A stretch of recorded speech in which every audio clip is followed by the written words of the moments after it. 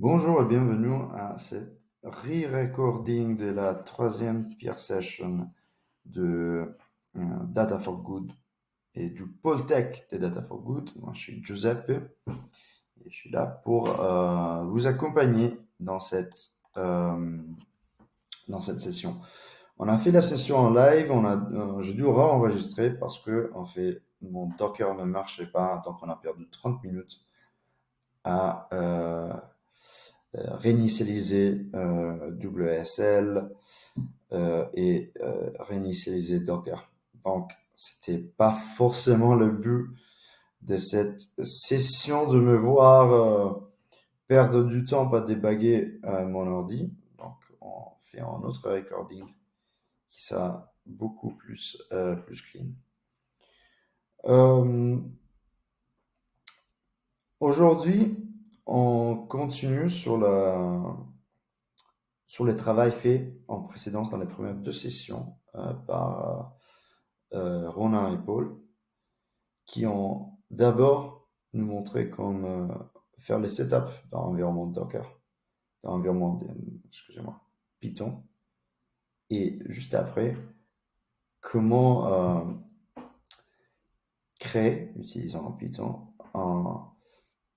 un health check, un serveur très simple qui fait des checks pour voir si un database est bien en ligne.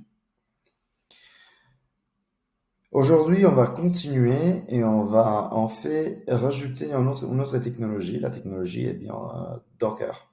Docker, c'est une technologie qui nous permet bien de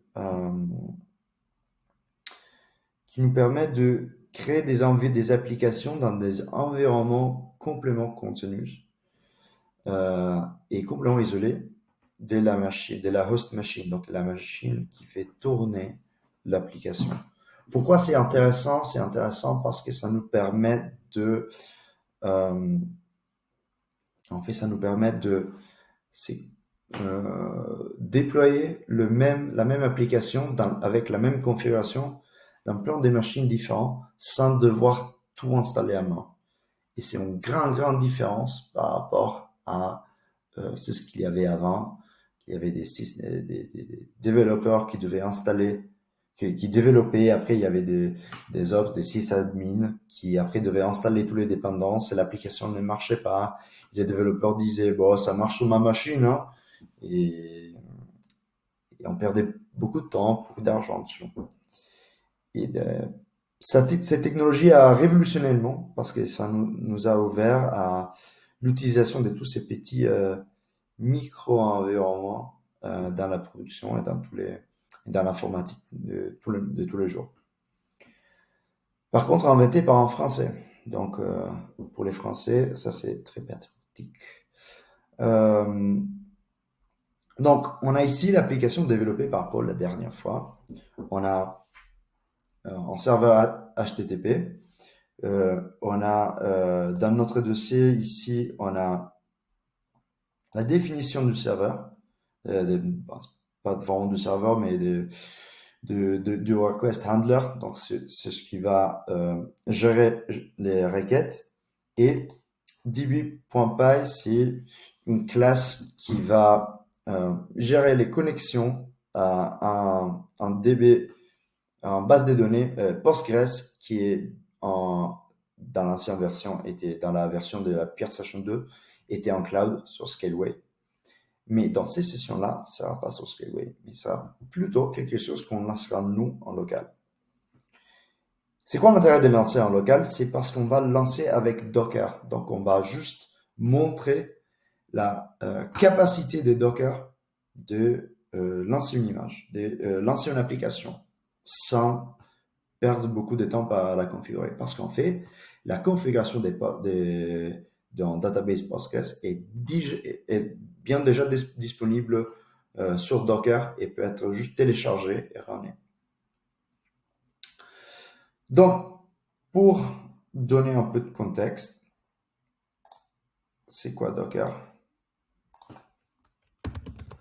Docker, c'est, comme on disait, un environnement pour pour gérer nos dépendances, les mettant tous dans des applications containerisées. Et nous, c'est ce qu'on va faire. Aujourd'hui, comme première chose, on va chercher euh, une application des bases de données de type Postgres pour notre démon. On va la chercher sur Docker. On va faire Docker Hub. Et Docker Hub est bien la plateforme où toutes les images publiques sont stockées. Et on va chercher Docker Hub Postgres. Et voici le premier résultat, c'est l'image officielle du database Postgres stocké sur Docker Hub.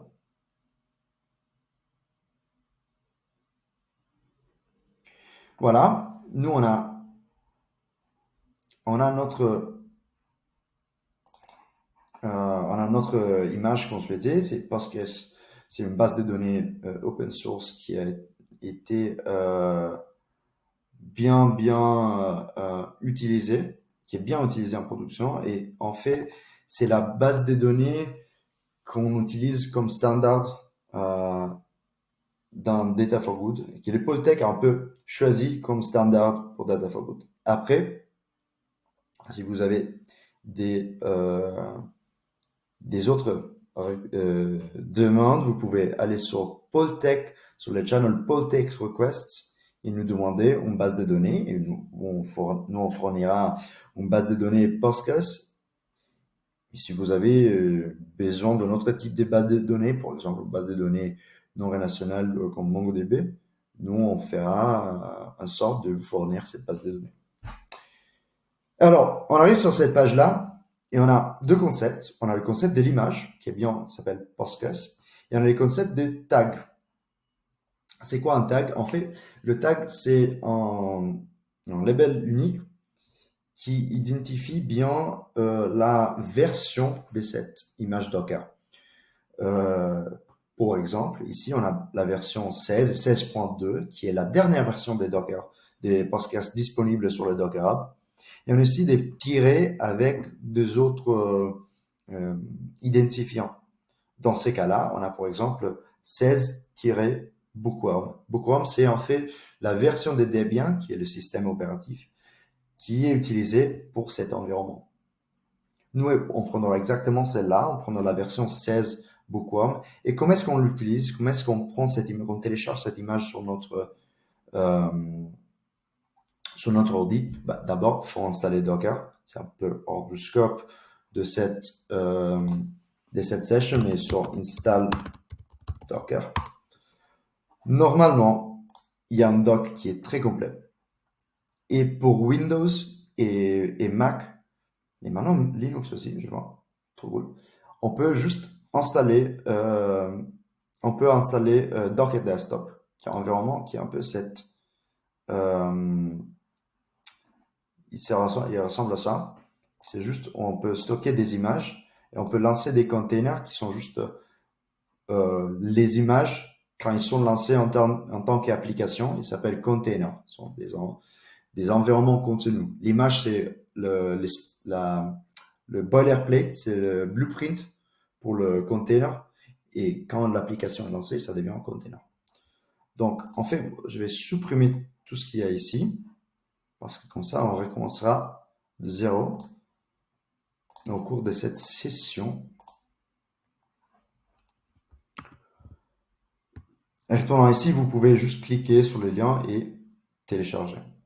Une fois qu'on a, donc j'imagine à ce point-là, on a tous Docker installé, on peut juste prendre, télécharger l'image utilisant Docker Pool Postgres. Donc on partira comme ça.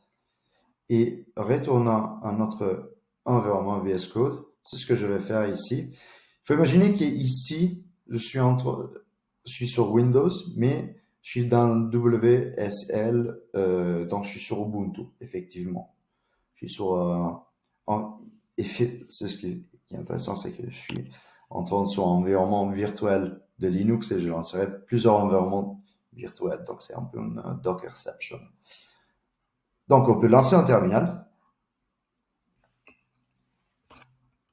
et télécharger notre image. Donc les commandes est bien défini ici. C'est Docker pull Postgres. Après, nous, on s'arrêtera pas là. On ajoutera aussi la version des Postgres qu'on veut télécharger, qui est bien 16 bookworm. Donc, on peut aller ici, faire 16 Postgres. On peut faire Docker pull Postgres et après écrire 16 bookworm. Et là, il va prendre exactement la version qu'on souhaite.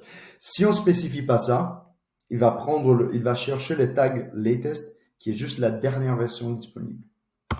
Nous, on cherche bookworm. Et lui, il est en train de faire plusieurs pulls, plusieurs downloads. Pourquoi on est en train de faire ça? On fait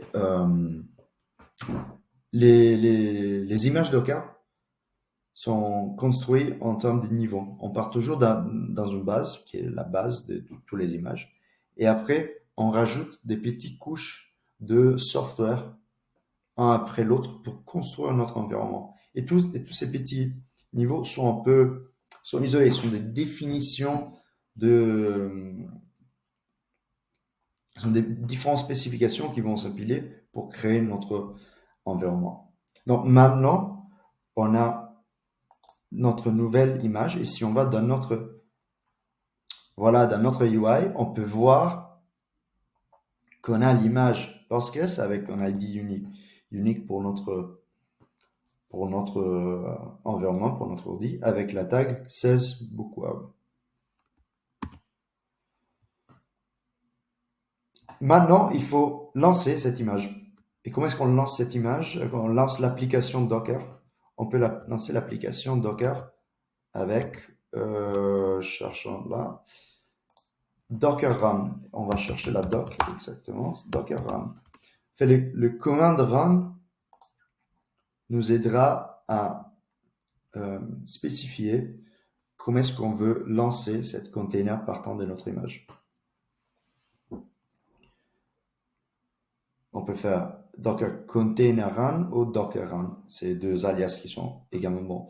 Et on a plusieurs options. C'est ce qui nous intéressera aujourd'hui. C'est le fait de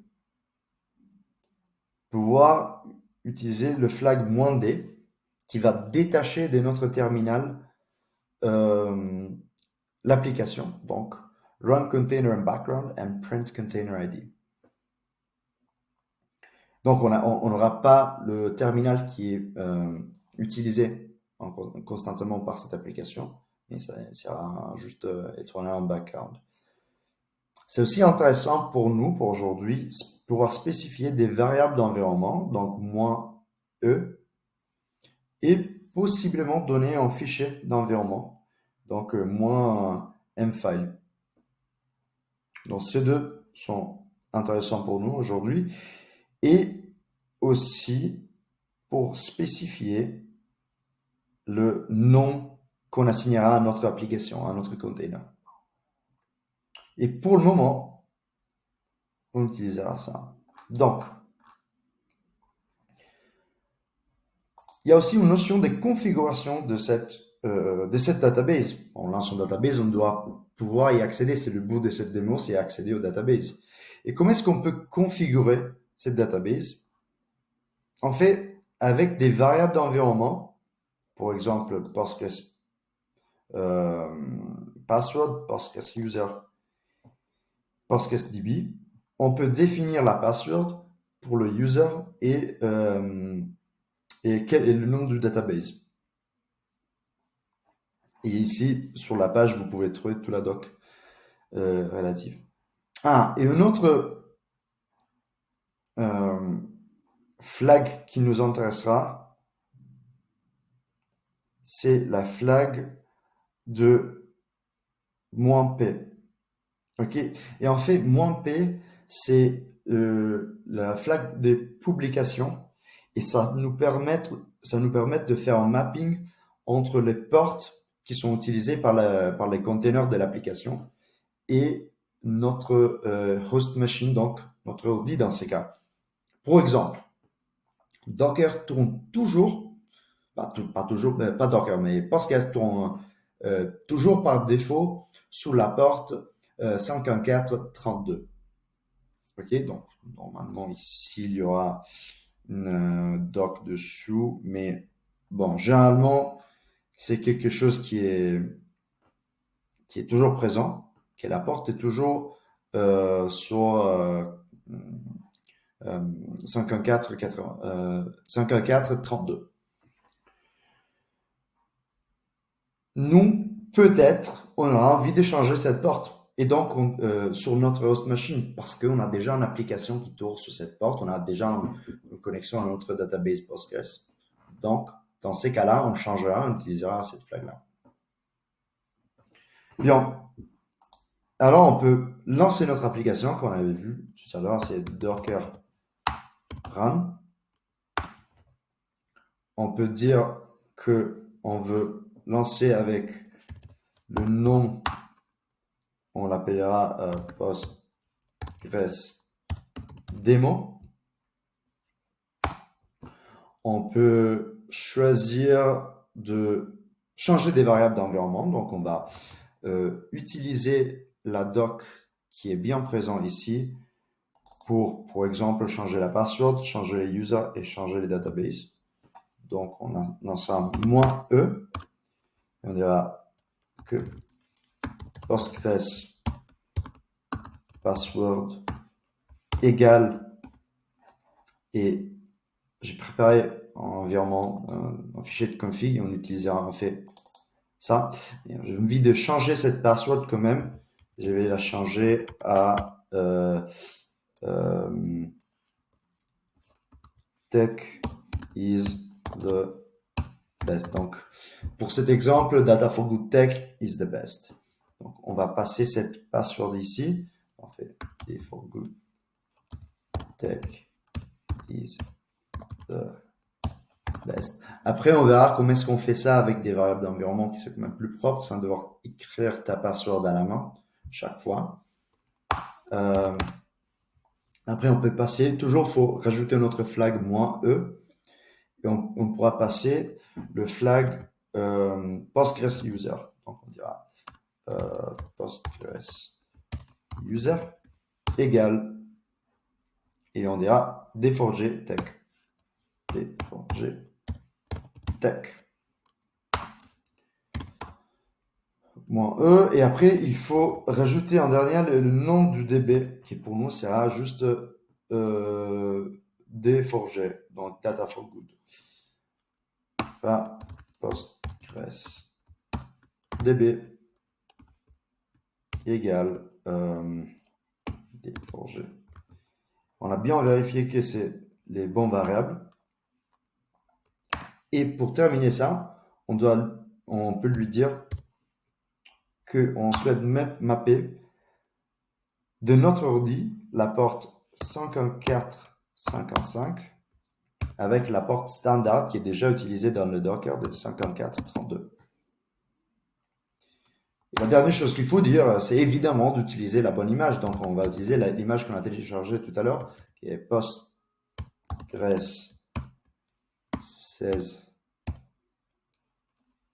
Bookworm. Et on peut lancer. Voilà, et comme vous voyez, il y a tous les scripts d'initialisation, il y a tous les logs, et le database est pré-accepté des connexions sur la porte 514.32. Après, ça ne sera pas cette porte pour nous, ça sera plutôt pour nous la porte qu'on a mappée, qui est la porte 514.55. Donc, je vais clear ici. Ici, on fera la même démo qu'on a fait, que Paul avait fait la semaine dernière. Donc, on activera notre environnement. J'ai déjà créé un environnement virtuel et installé, mais on fera plus ou moins la même chose. Donc, on dira source. Mon environnement virtuel, il est bien là, vm.vm, source.vm, pin activate. Suivant les bonnes pratiques mises en place par l'hypothèque, on utilisera Poetry pour gérer les dépendances, comme est bien affiché sur cette poetry.lock. Ici, on a toute la définition de Poetry, et ici dans PyProject.toml, On a aussi les dépendances de Poetry. Par exemple, dans ces cas-là, c'est PsychoPG de Binary, qui est en fait l'outil qu'on utilise pour se connecter à Postgres, comme on a vu la dernière semaine. Je vous invite à récupérer cette session si vous l'avez perdue. Après, on peut faire Poetry. Alors, on commence faisant un petit check, on fait which Python. Eh bien, le Python qu'on est en train d'utiliser est dans les paths de la Peer Session 3 dans le VM qu'on a spécifié. Donc, on est content que c'est bon Python et on peut procéder à l'installation avec Poetry install. Normalement, tout est à jour. Initializing the current folder peer project, no file folder found for package peer session. Normalement, c'est quelque chose à changer là. Voilà, normalement, j'ai fait un fork de la dernière session d'épaule et j'ai pas changé le nom ici. Il faut avoir le nom ici qui soit bien ISO avec le nom du projet. Data for good peer session 3 et on change la description. Si on fait Poetry install maintenant, il est bien content. Installing the current project peer session 3. Une version 0.1.0 qui est là.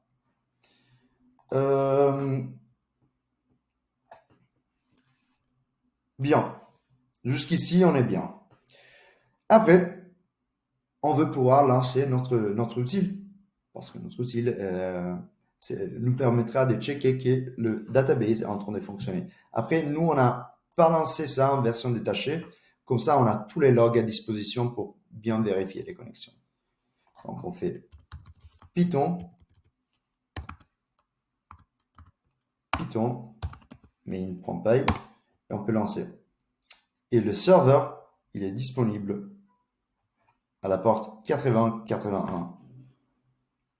Hello World. Comme on a vu tout à l'heure, c'est exactement ça qu'on cherchait, qu'on a vu la dernière semaine. Après, on peut faire up et vérifier si notre database est en fait up. Et il ne marche pas. Comme toujours, ces genres de choses ne marchent pas. Et il y a... Voilà, qu'est-ce que j'avais oublié de faire? J'ai oublié de télécharger cette configuration dans mon environnement. Et c'est pour ça quand il a fait la connexion, il a essayé, nous, on n'a pas passé les bons paramètres à travers notre environnement. Lui, il a pas conscience qu'il doit se connecter sur la porte 514-515 parce qu'on a changé. Donc, on retourne en arrière et on fait une autre source et on prend cette fichier env.local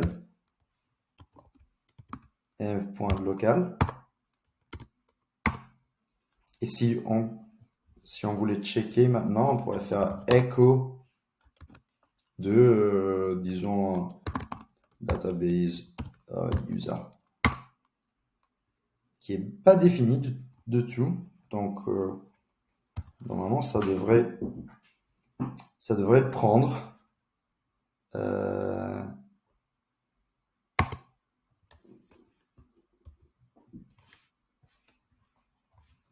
Code database user, c'est ça. Normalement ça devrait être exporté.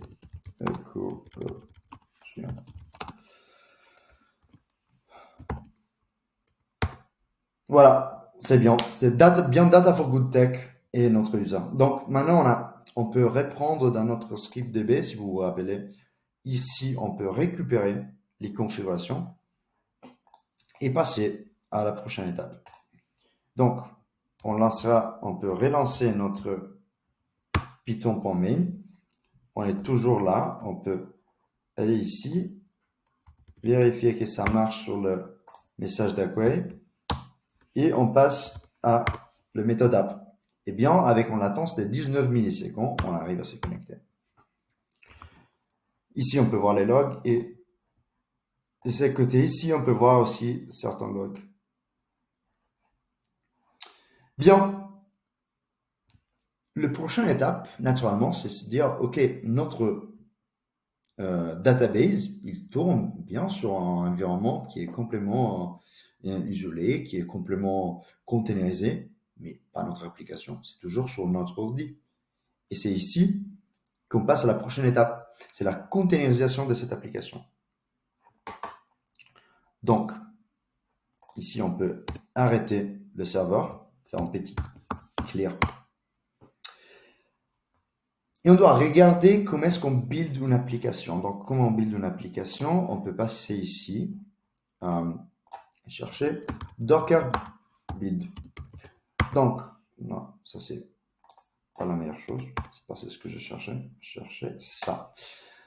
Docker build. En fait, qu'est-ce qu'on a besoin de faire? Quand on a lancé notre container Docker, on a d'abord téléchargé une image, donc qui était déjà prêt pour nous, et après on l'a lancé. Dans ces cas-là, c'est nous qui nous avons écrit le code, c'est nous qui nous avons préparé les configurations. Donc, comment est-ce qu'on fera pour, pour avoir une image? Donc, on utilise Docker Build. Et Docker Build est bien l'outil qui permet de prendre ton code, le packager dans une image avec ton code, l'installation de toutes tes dépendances et bien les scripts le programme qu'il faut exécuter quand le service démarre.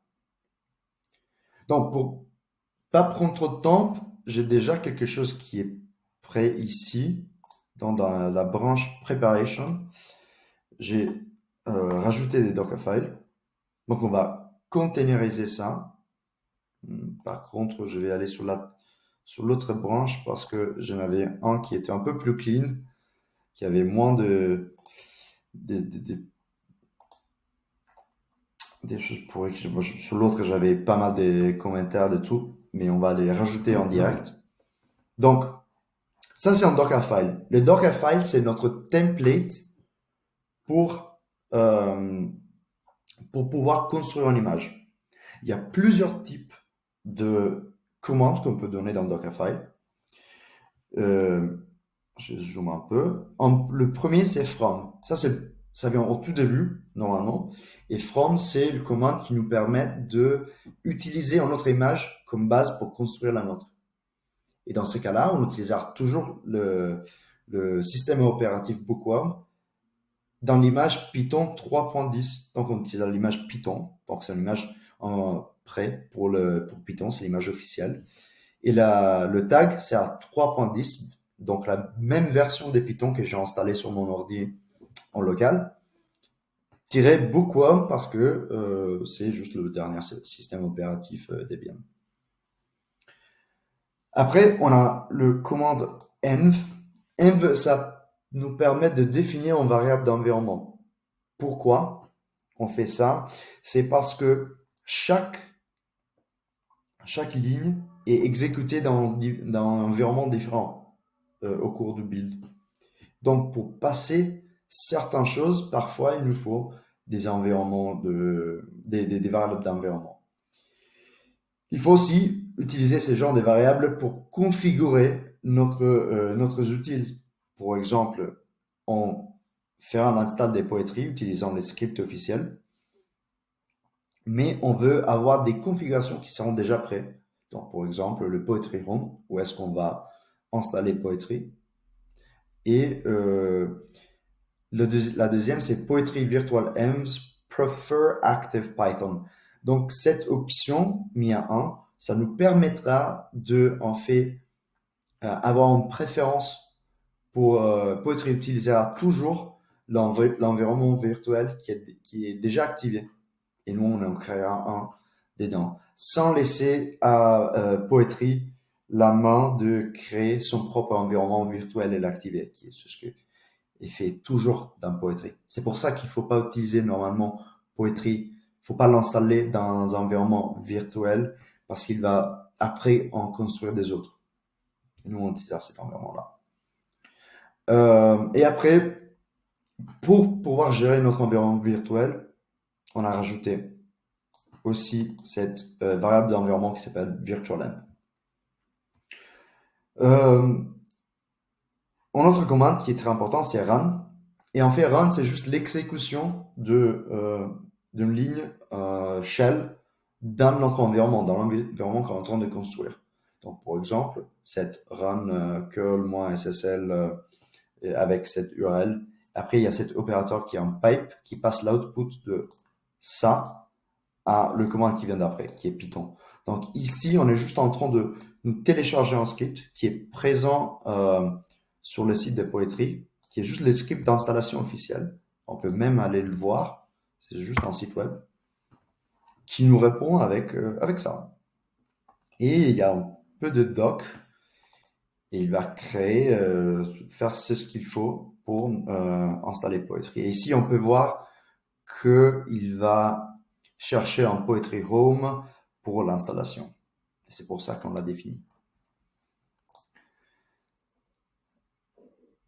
Et après, on va passer cette script à Python qui va l'exécuter. Une autre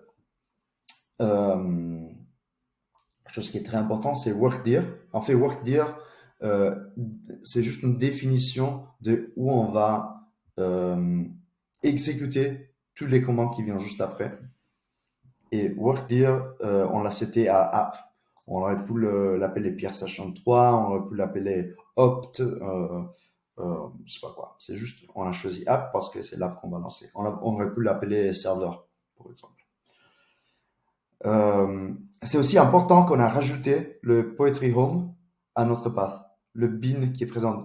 Donc ici, dans Poetry Home /bin, il y a les exécutables de Poetry.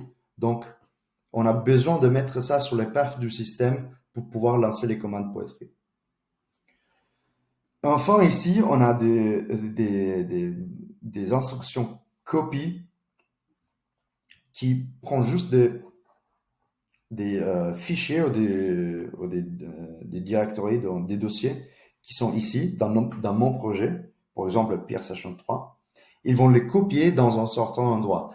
Ici, j'ai spécifié app-PeerSession, mais vous connaissez dans la workdir app, j'aurais pu juste spécifier PeerSession3.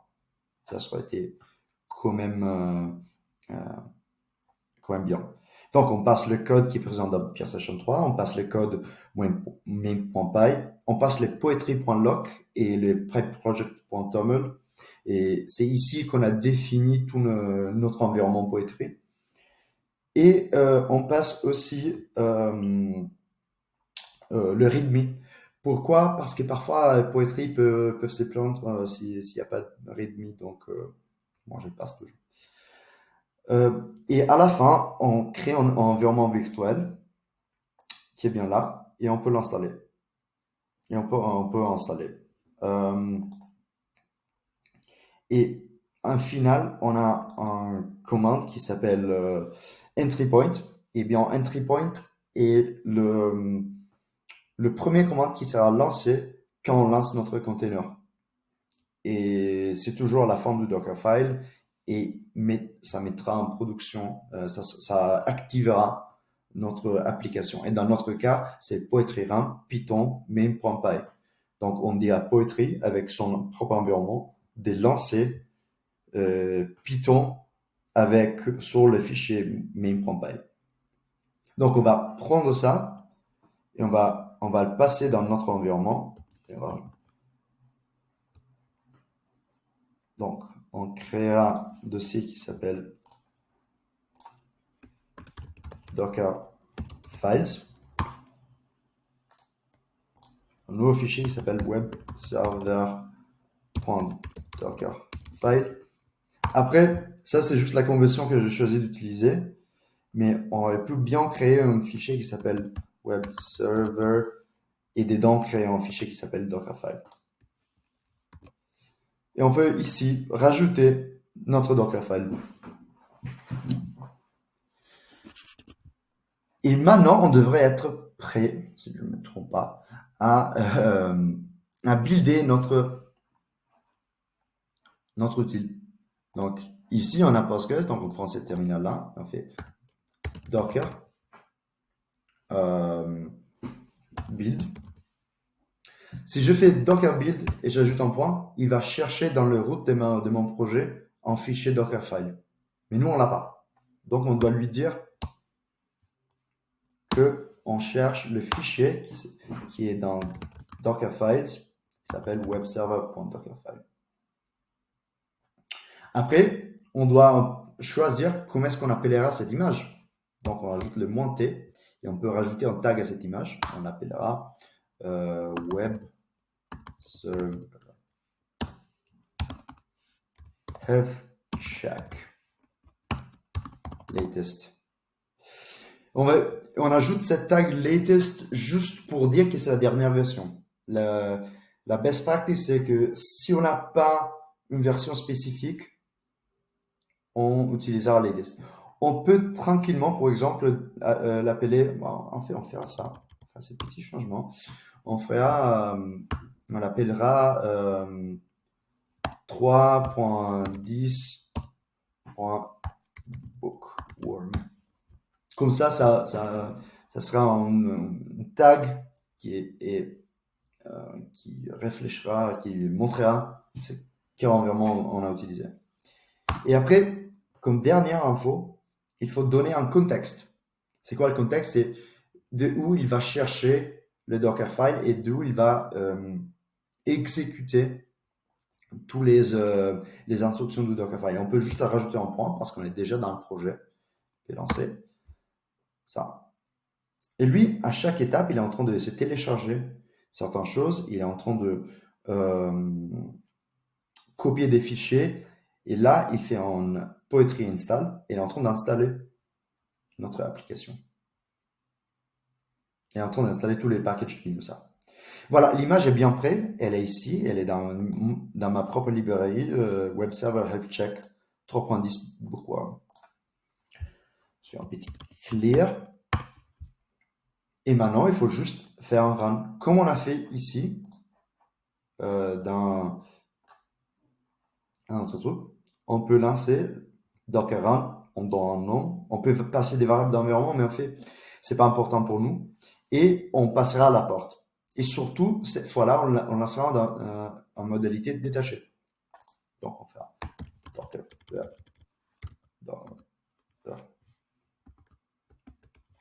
Et juste, j'ai envie de celui-là, je vais l'écrire. Docker run, et on se dira le nom, enfin name web server-démo. On peut spécifier la porte qu'on passera.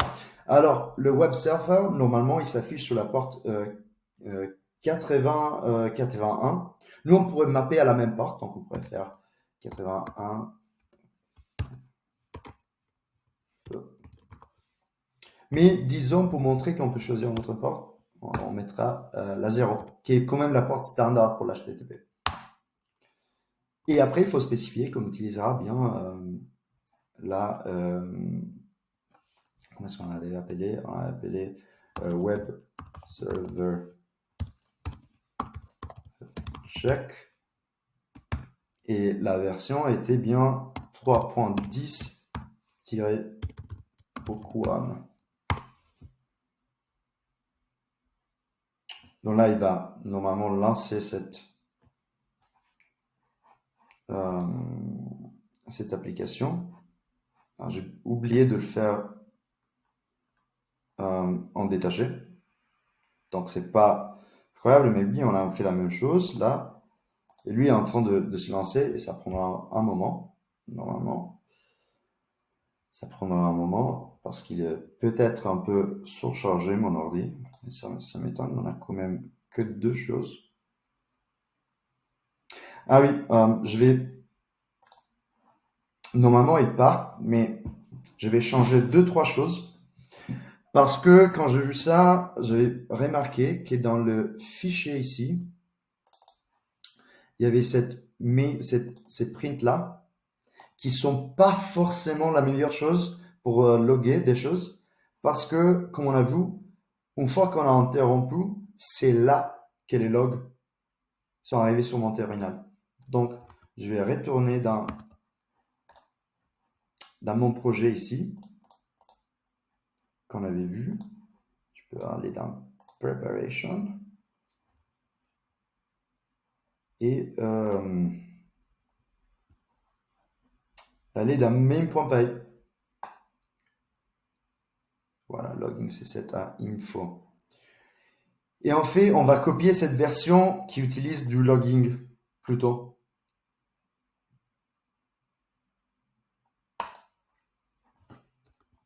On va lui passer ce logging là.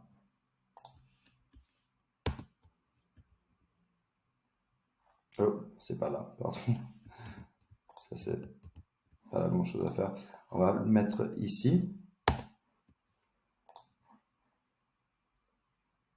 Et on va faire un petit changement.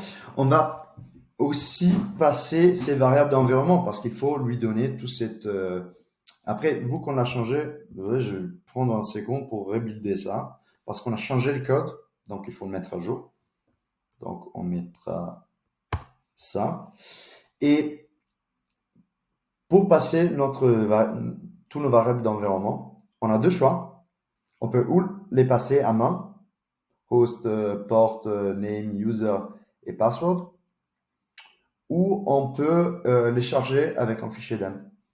Mais il faudra un peu formater différemment cette fichier-là. Parce que là, il ne sera pas capable de le lire, Docker. Il faut juste spécifier les variables clés valeurs. Donc, si nous, on change tout ça, on enlève ça et on enlèvera la première ligne.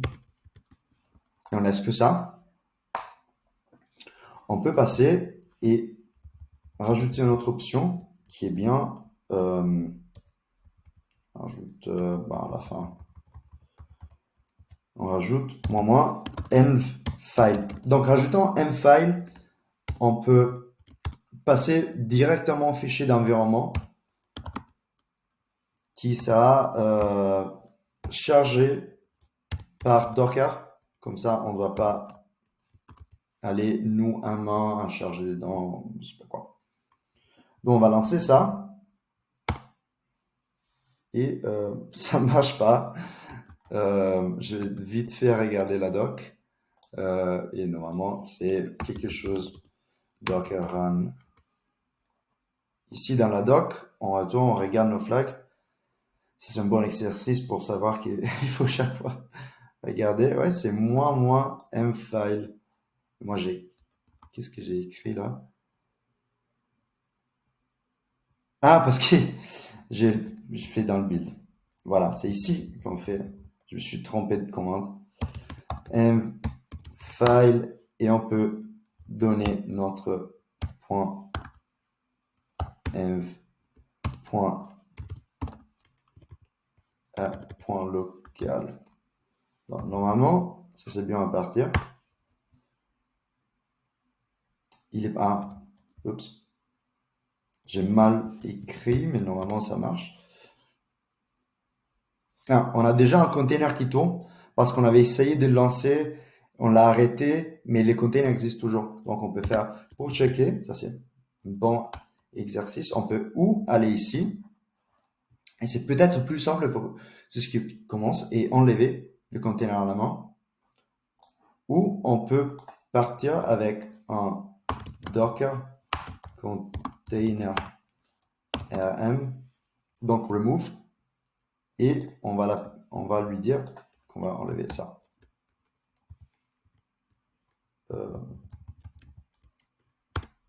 Juste fin des mots. Voilà, il a enlevé le container qui existe. On peut vérifier ici, il n'est pas présent. Et on peut aussi lancer Docker ps-1. Donc, il va voir tous les procès qui sont présents sur Docker, même ceux-là qui sont arrêtés. Et on voit qu'il n'y en a que Postgres, que notre database qui tourne toujours là. Donc, on peut répartir sur Docker Run. Et normalement, dans quelques secondes, il va partir. Voilà. Le serveur, il est parti, le container est en prod. Et si nous, on va, là, il est en train d'écouter il nous fournit la porte 81, mais il faut bien se rappeler qu'on l'a euh, fait le map avec une autre porte. Donc, on peut aller là, retourner ici. Là, c'est l'ancienne version, on peut aller là. Et normalement, on a Hello World. Bien, on est connecté à notre app. Qu'est-ce qui va arriver si nous, on fait ça? Hop. Normalement, j'espère bien que ce soit le cas, ça va pas marcher. Voilà, ça va pas marcher parce que, en fait, nous, on voit l'application, le web server, nous, on voit les databases, mais entre eux, ils se voient pas. Et c'est pour ça qu'on utilisera une autre technologie qui s'appelle Docker Compose. Et Docker Compose, ça nous permet de créer des stacks, en fait, liés par donc des stacks, c'est des différents services liés par des networks. Et dans cette Docker Compose, on pourra définir toutes les instructions qu'on a données et spécifier que et on pourra aussi utiliser le nom des services qu'on a spécifiés dans le Compose pour voir les autres applications. Je vais vous montrer directement l'exemple. Si on arrive dans Main, on peut aller ici. Ici, j'ai changé deux, trois choses. On part du Docker Compose. Le Docker Compose est en fichier YAML. Il a ce format-là. Et plus ou moins, on peut dire, on dit la même chose. On passe toujours au web server, on lui passe un fichier d'environnement. On lui dit toujours de builder partant de cette Docker file. Et on lui dit toujours de publier la porte, de faire cette mapping des portes, de publier la porte 80-81 à la 80-81. Et on ajoute un autre service qui est les services du database qu'on relancera, qui s'appelle PostgreSDB, ce cas-là. On lui donne aussi le même fichier de config parce que j'ai un peu changé le fichier de config parce que ça soit compatible avec le deux services. Mais normalement, tu peux en avoir un autre si c'est nécessaire. On peut spécifier l'image et toujours on part de la publication de départ. Donc, ça nous permet d'une façon déclarative de définir notre infra. Il y a aussi certaines différences. Je vais vite fait passer à l'autre branche. J'ai des modifications là, normalement, que je vais enlever, en fait, parce qu'elles seront présentes dans notre branche. Pour pas avoir de soucis, on va discard. Pour pas avoir de soucis, je ne passerai pas. Et on passera à la branche Compose. Et voilà. Parce que lui, il sera overwritten. Ouais, on peut l'enlever. Enfin, on a les mêmes files, en tout cas. Et on va passer à Compose. Après, je remergerai la branche sur main et je mettrai en commentaire du vidéo. Comme ça, vous aurez tout ça disponible sur les guides et lié aux vidéos. Alors, on a dit qu'on passe cette fichier d'environnement qui s'appelle m.compose et là, on a défini le fait que le host du database s'appelle PostgreSDB. Pourquoi il s'appelle PostgreSDB? Parce que c'est bien le nom qui est dans notre Docker Compose. On a donné au service PostgreSDB qui est là. Donc, on va lui dire que la porte du database et pas celui-là que nous on voit. C'est pas celle-là que nous on voit de notre ordi parce que nous toujours on se connectera avec la porte 514 et 55 de notre ordi si on a envie. Mais le service Postgres, le service web server doit se connecter à la porte native qui est mise en place par le service Postgres. Et là, on va juste définir le DB, le user et la password. Comme vous avez bien vu, là, les variables d'environnement ont changé de nomenclature pour ça.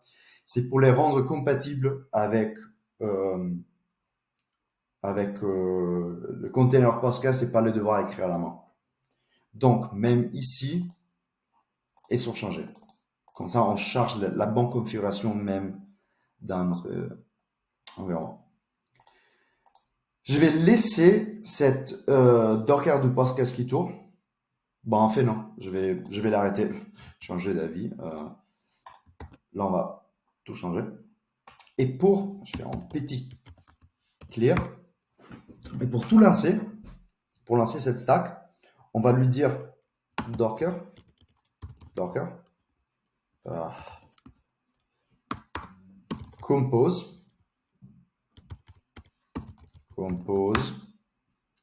Et après, on va dire up. Avec Docker Compose App, c'est ce qu'il va faire. C'est juste de lancer. Il va chercher dans le projet pour un fichier qui s'appelle Docker Compose, docker-compose.yaml et lancer. Sinon, on peut spécifier, on peut faire -f docker compose.yaml. Et avec ça, on pourra créer notre infra. On a bien lui dit de prendre le bon, je vais lui dire de prendre web server.dockerfile, qui est celui-là. Là, celui-là, il est plein de commentaires, il est tout bourré. Donc, on va utiliser celui-là. Et on est bon, on peut lancer notre application. Là. Peut-être il faut probablement lancer en commande.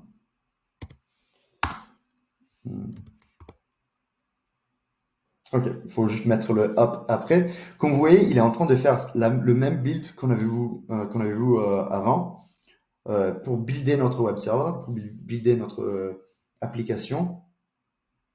Il est en train d'installer l'environnement, de tout préparer.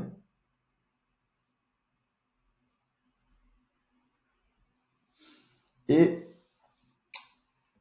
je retourne un peu avant. Est-ce que vous voyez, je vais en dire ça.